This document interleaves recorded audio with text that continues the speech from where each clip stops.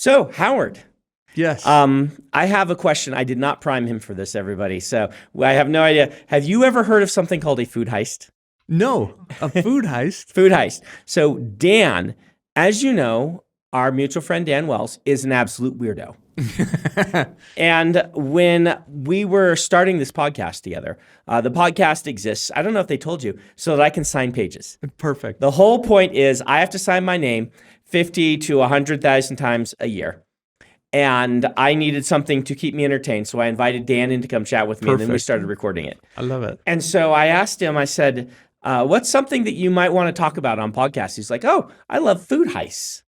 I'm like, what? He's like, yeah, food heists, where people steal food. But specifically pre-planned, executed, not somebody walks in and walks out with a sandwich from Subway that they didn't pay for. No, like straight up heists. And he has dozens of them. He has favorites. He has classical ones. He has portfolios full of What? yeah. I've never heard of this. What a fun special interest. Yeah. There's one where some people stole like some alcohol that was curing in giant metal balls at the bottom of a lake. Whoa. Yeah. There's people who've stolen like butter, people who've stolen lobsters. He has it all the stuff. Have you ever heard of anyone stealing food? I don't think I have, but now I'm trying to think, what would I heist? Yeah. Like, If you were going to pull off a food heist, yeah. what is the food that you would steal? So the single best bite of food that I've ever had was at a sushi place in New York. Okay. And it was the fatty tuna belly. Okay. Was this recent? You were talking to me about this. This was, it's been a few years, but it's still like right at the front of my mind. It was so amazing. So I think I'd try and go to the Tokyo fish market and figure out how I could steal a giant tuna. So I could have a whole tuna belly. Tuna to yourself. Yeah. Yeah, that would be my goal. Very nice. Very nice. We're going to talk about food because that's like an interest of yours, right? Yes, it is. Yeah. So would you call yourself a chef? Well, if I would be a very limited chef in that, because I tend to, and this is kind of how my life goes, I tend to develop a special interest in something and then learn as much about it as I can, but it funnels me towards an end goal. And so I got into, for instance, I got into baking. Okay. And so I was baking pastries and cookies and breads and that. And bread was You've made me some bread. Yeah. I really appreciate that. Yes. It's one of my great loves. It feels like still another creative thing to do. And like art, you get to make it and give it to someone or have someone else enjoy it. So when I'm not painting, I really do love to cook and bake. Can I tell you how, this is an aside, last night we went to a gallery. And you hosted, and you and Esther. It was really Esther's thing, wasn't it? Yeah. Esther did so much of the legwork for it. But you were deeply involved, and there were a bunch of models there that were characters from my books, and people were live painting them. Yeah. And then we're going to auction those off for charity. Right. And I walked along and was reminded how cool it is that you can just make an object like that for someone. Yeah. Right. Right? Like you can go paint something. Right. Like for Secret Santa, we had a Secret Santa at Dragonsteel, and Isaac painted a little thing for Emily. I love it. That's not a thing that's very easy for me to do as a writer. Sure. Number one, you can do it performatively. You can be there painting, people looking over your shoulder, watch it, and typing just doesn't It'd be a work different the same experience, way. wouldn't it? Yeah. And then you can have this physical object that you can give them, and typing, it's like, here's a file. Yeah. You can print it off, but it's not the same as this board with oil on it. It is a little different. It takes a little more time to experience it. But so I've always envied you guys. It's like you get to cheat a little bit with you can have this thing to just show off. Some flourish with it. Yeah. It's like you're actors in part. Yeah, it really is fun to be able to do that. And I think that part of the creative act, a great part of that joy is being able to share it, being able to see someone enjoy it and participate. So I can only imagine, with your books, so many people have fallen in love with them. They do. So, yeah. I don't get to see them as much. You can unveil something. It's a little hard to be like, here's the book. Now take 30 hours and go read it. Right. And then come back.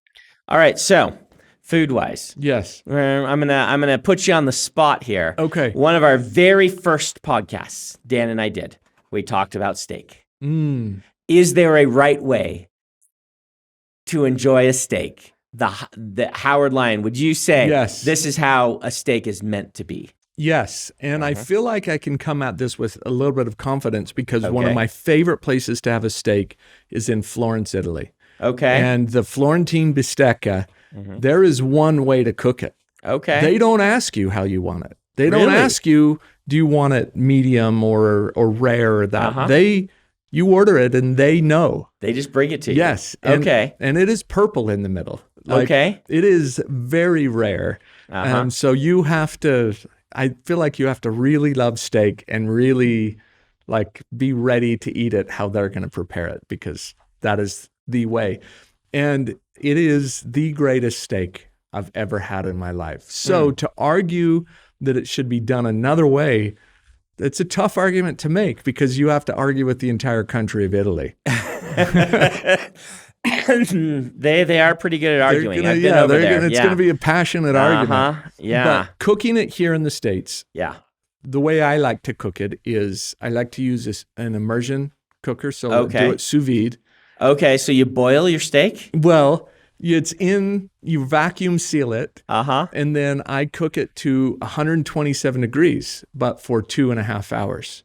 Okay. And so it is rare, but it is rare from the outside to the middle. It is done exactly the same from the outside to the middle. Interesting. And then when it comes out, it's already been salt and pepper and olive oil going into the sous vide.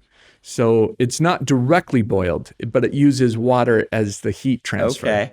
And then when it comes out, you have a griddle or a pan waiting as hot as it can go. I was going to ask, because without some sear or some char on a steak, I don't know that I can be sold on this. Yeah, right, on that method. I 100% agree. You would miss so much of the flavor.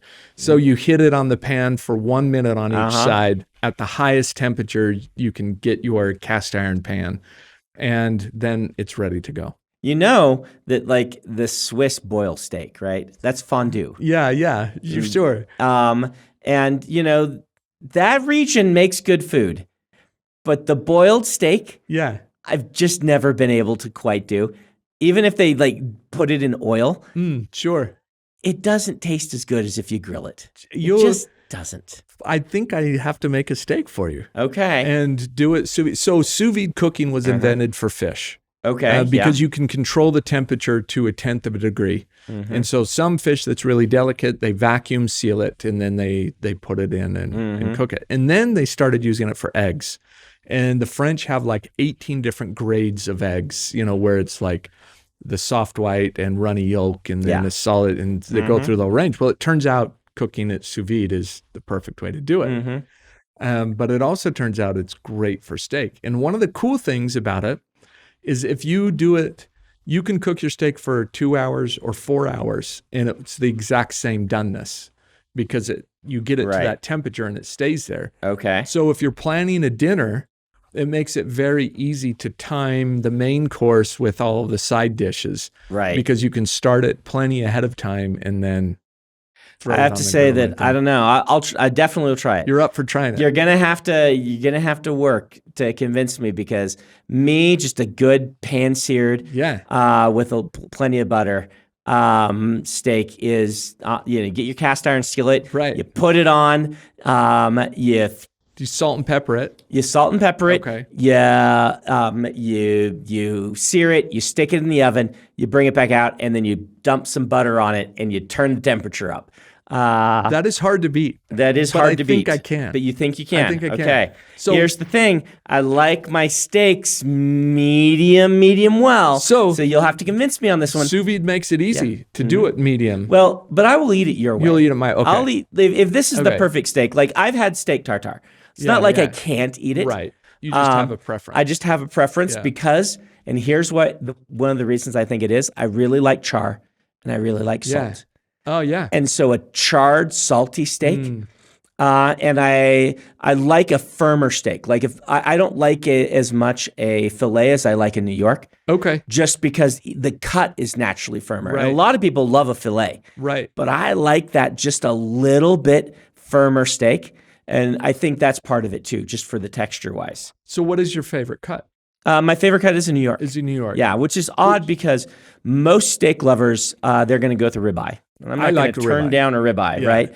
But I'll pick a New York because of that firmness. Well, the New York has a little stronger flavor to it. It does have a stronger flavor. Ribeye. Ribeye, you get a little fattier, so it has kind of the buttery texture and flavor. I do get the New York and put a ton of butter on it. You get the best of both worlds. Right. But yeah.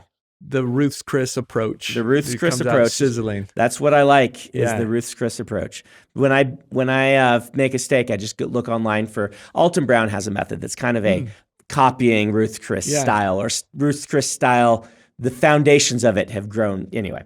I do like heating up a ceramic plate. Yeah. Like a thick ceramic plate in the oven. Yes. And then you put your after butter. You sear the steak, you put that in and you put the butter in. So it's popping when it, and keeps it hot. And that gets that char, something about it, how it makes that char flavor taste. But I'll try, I will try any. Okay. I've had a lot of variety of different steaks, even some that were kind of boiled that tasted good. Yeah. Boiled steak, doesn't sound so great. I have had boiled steak before, and it's just fun. Plays with the texture of it. It is. So this is a good approach. Okay. To try. So other than steak and baking, do you have any specialties, or should we just focus on the baking? I mean, so baking is definitely where I feel like I spend most of my time in the kitchen. Any other Italian food though? Yes, pizza, which is kind of an extension of doing that. And I have gotten quite good at making an authentic carbonara.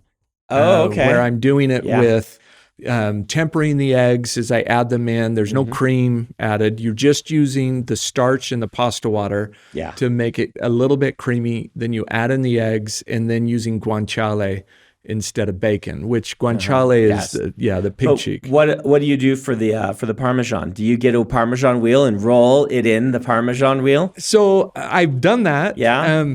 But I like to use Reggiano and Parmesan and put both of those in together because one melts a little better and the other one has a little bit more bite to it. I do prefer that personally. Yeah. The ones where they just roll it in the wheel, it doesn't actually have the stronger flavor. Right. Yeah.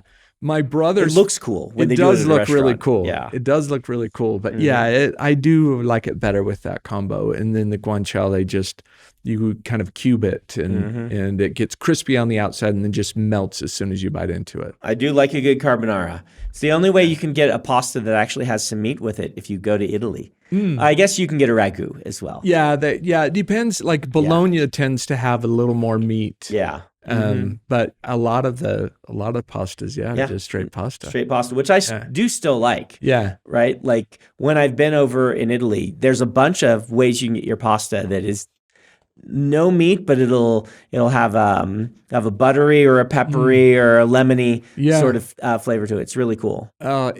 You're making my mouth water. Shari and I go to Italy quite a bit. Yeah, you go to Lucca a lot, don't you? So Lucca, Steve and Kat. Oh, they go to Lucca a lot. You just go because you're... Yeah. We've done art tours there for a while. So we hit Venice and Florence and Rome and then a lot of little cities along the way. It's such a long flight, though. Yes, it is a long flight. It's like, I like going to London, and then you think, man, it's another cross the entire continent if you're going to get to, it adds up. So we try and just knock out on the plane and dream of the food while we're on the way.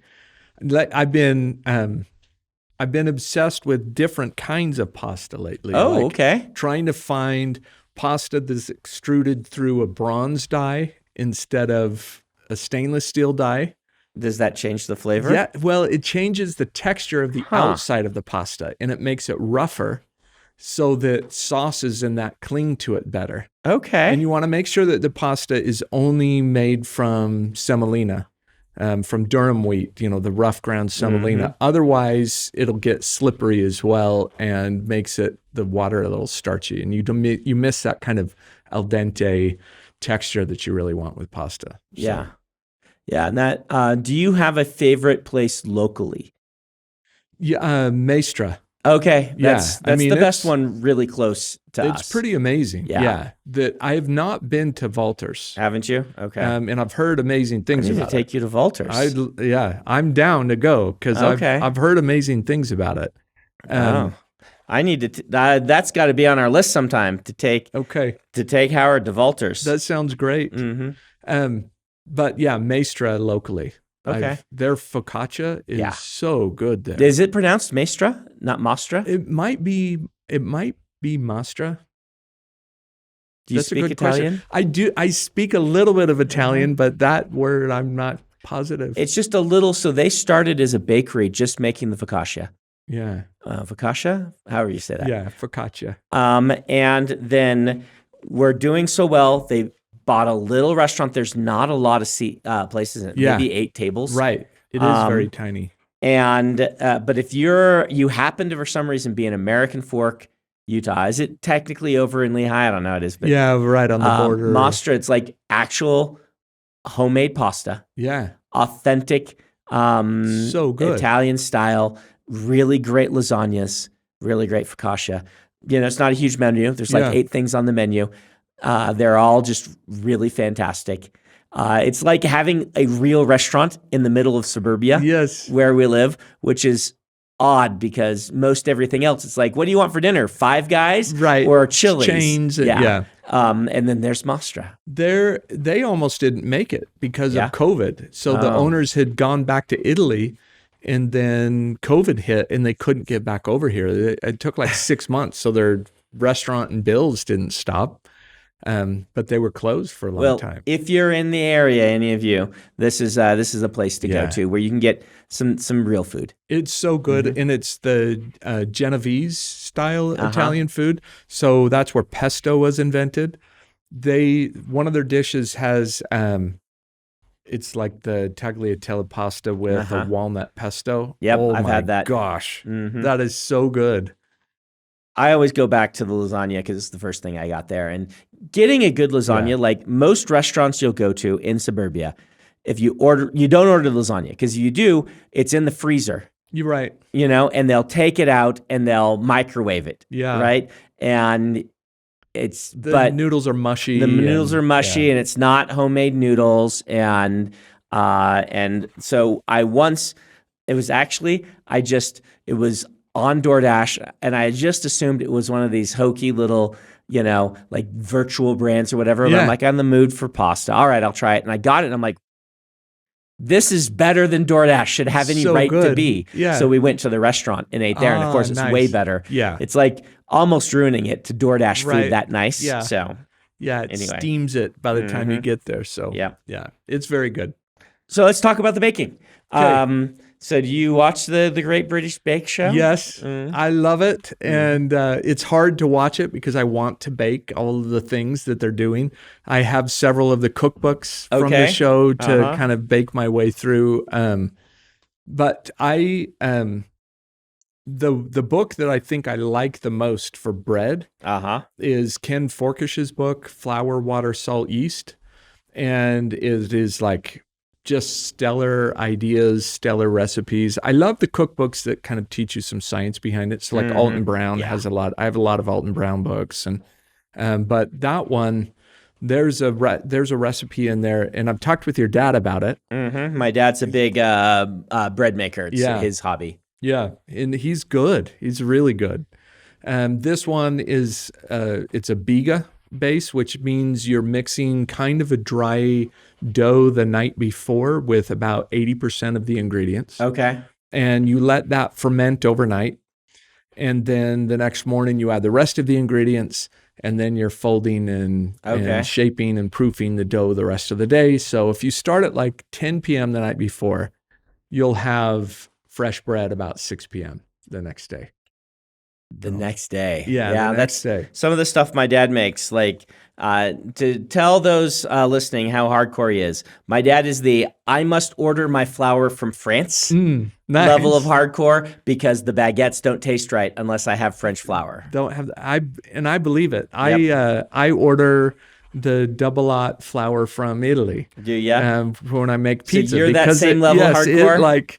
It just isn't the same. The grind of their flour is that the 00 is much finer than what we do here, and it makes a difference. I can't make fun of anyone because the way I treat magic cards is like how you treat your bread. Nice. So I love it. I'm pretty hardcore on my cards. Yeah. So yeah.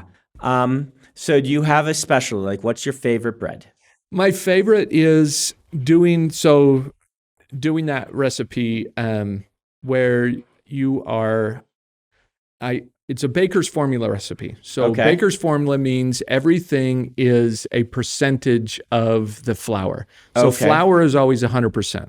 Okay, got it. And the recipe that I do is a 76% hydration recipe. So if I do 1,000 grams of flour, then 760 grams of water. It makes it really easy to scale it up and down. And I bake a 500 gram loaf, 500 in the flour.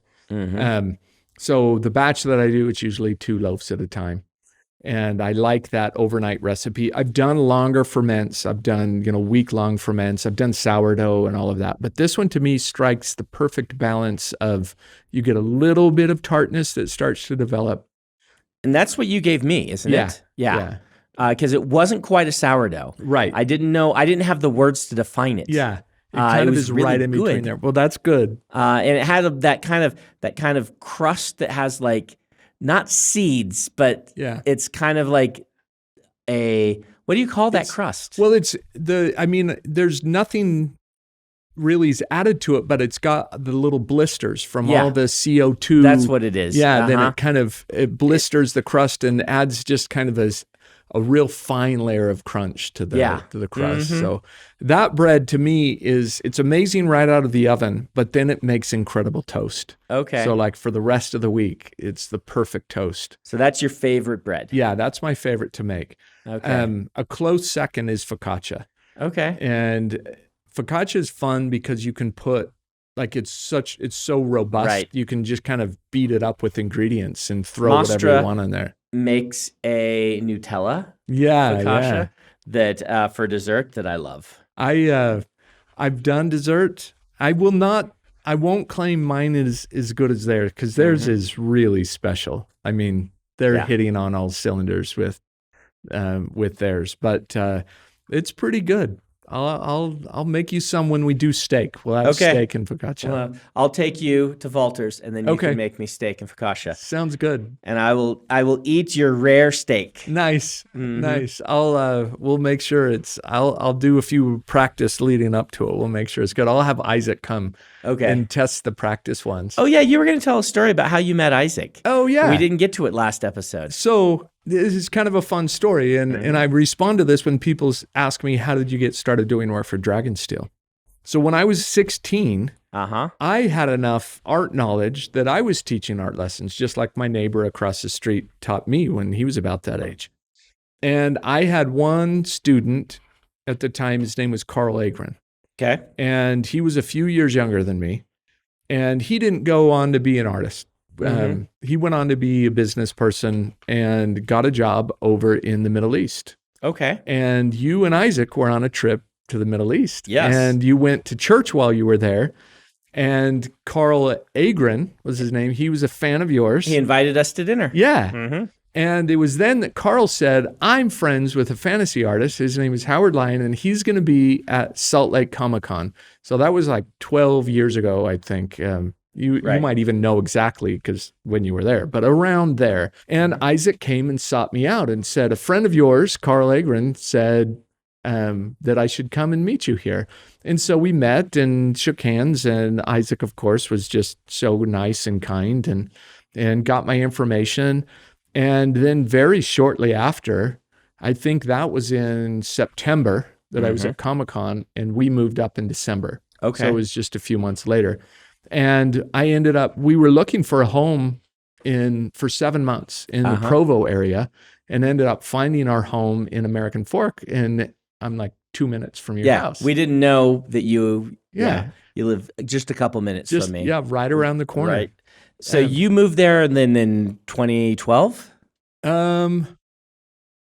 It was 11 years ago. Okay. So yeah, 2014. Yeah. Okay. Yeah. So what was the first thing you did for us? I did the cover for Dreamer and Snapshot. Okay. So those were the first projects that I did. Okay. I might have done some little ink drawings for the chapter headers like this week before, but the first really big thing that I did, and the cover for Dreamer ended up getting into Spectrum. Yeah, those covers are both excellent. That was a lot of fun to do. So those are both in the non-Cosmere collection that I just published, but not your illustrations. If they want your illustrations, they have to get the little double that we used to publish. Yeah, that I think is out of print. You flip the cover, and those are cool stories. That was my introduction to you. Oh, those are very different from what I normally do. They are, and so that's what I read, and I'm like, these are really good. One's a thriller, a serial killer thriller, and the other one's a horror story. And so, yeah, that's one I wrote for Charlene Harris for one of her anthologies. Cool. She's the author of the True Blood series. Okay. She wanted a horror story. And Dreamer is the story of some ghosts who are body hopping and things like that. And the horror aspect is you find out that they're teenagers and they've just been playing a game. Yeah. And they don't care about the casualties they're horrific, causing. Yeah. Because I thought, what's the most horrific thing I can think of? I have kids. Kids sometimes do not think through the moral implications, and a kid who did not think through the moral implications of things given great powers was horrifying to me. It reminded me actually of Ender's Game, but like with no moral guidance, It's funny. It reminds me. So, on this same topic, I once had the chance to chat with J.J. Abrams about The Force Awakens. And he said something, the same thing when he came up with The Force Awakens. He said when he was a kid, the scariest thing he could imagine was his dad being evil. And so Star Wars kind of scarred him in a good way. Oh, wow, yeah. As an adult, the most scary thing he could think of was his kid being evil. And so that was kind of his seed for That's that. Really it's the cool. same sort of thing. Yeah. Once you're a parent, you start getting horrified at what... Yeah, right. The little sociopaths that you bring into this world. Yes. Yes. Well, one of your children works for us, and they are amazing. Yeah. So well, thank you very much. We really like Alex. I've been lucky to have, I do have wonderful children. They're all really great. And I'm a grandpa. Are you? I just became a grandpa on the 17th of this month. All my friends are becoming grandpas. That's when I really start feeling old. Well, that's when Brandolph needs to come out. No. That might happen too soon. It might happen too soon? Okay. Yeah. I've got a 17-year-old, so it's not super soon. I don't have imminent, a kid. But I don't have a kid dating anyone or anything like that. But I could have a grandkid within 5 years, and that's terrifying. Scar already has grandkids. You have grandkids. Like, Scar's super old. Yeah. So old. You're like, what, 2 years older than me? Yeah. 51? Yeah, exactly 2 years older than me. I'm 51. Yep. So you all... It's a good age. I'm in my 40s. Right. I'm so young and spry. You 50-plussers are so ancient. Don't you put that on me, having... Everything starts breaking. You cross that threshold. Yeah. Well, you said something, I think it was every baby either looks like Winston Churchill or Gollum. Yes. Yeah. So... As I'm waiting to see pictures of my grandchild, is it going to be a Winston Churchill baby or a Gollum baby? Mm-hmm. No, just a beautiful, perfect baby. No one else can ever see it. Yeah. I always ask the grandparents, the parents, and they're offended when I'm like, "Oh, you got a Gollum." Yeah, and they're like, "What?" I would say, if I'm being honest, definitely leaning towards Gollum, not Winston Churchill. Not Winston Churchill. Yeah. So, but. Very fun. I can't wait to teach my grandchild how to bake and cook. So that's definitely going to be one of the grandpa activities. Pick up baking from you? Yeah, my my middle child, Isaac, really loves to cook. And so we talk a lot about like what pans you're using and what are you making. And so he's kind of picked that up. Yeah. Well, awesome. Yeah. Thanks for stopping by. Absolutely. Taking a spot from Dan, who has COVID. Hopefully Dan gets better fast. Yep. Yeah. So we'll tell him that his next food heist needs to be for some of your bread. Okay, perfect. I love it. How's that, Ben?